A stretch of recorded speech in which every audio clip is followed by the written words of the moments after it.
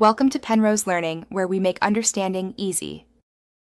You start by verifying the Pixhawk variant and the telemetry radio voltage so nothing fries. This matters. Once done, power off the vehicle, locate the telemetry Telem 1/Telem 2 port, and identify TX, RX, and ground pins. Make sure to use the correct JSDSH cable or adapter. You then plug the radio into Telem 1 with TX to RX and RX to TX, crossed intentionally, while keeping the ground shared. Do not apply power until wiring is double-checked. Next, bind the telemetry pair and set their serial baud rate. Common choices are 57,600 for long range or 921,600 for USB speed links.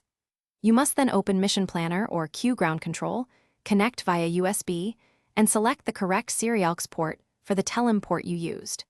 Change Serialx protocol to MAV-Link and Serialx baud to match the radio. Once those settings are written to the flight controller, power cycle the Pixhawk and radio. Finally, confirm the GCS shows a heartbeat and live telemetry, parameters and HUD updating. This proves success. If it fails, first remove power and reinspect wiring. TX/RX swapped, missing ground, or wrong connector are common.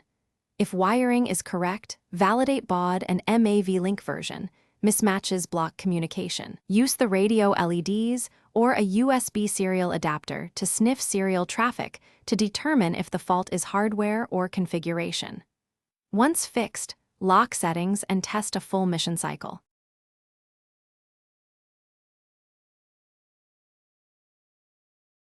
Thanks for watching. If this was helpful, leave a like and consider subscribing. See you next time.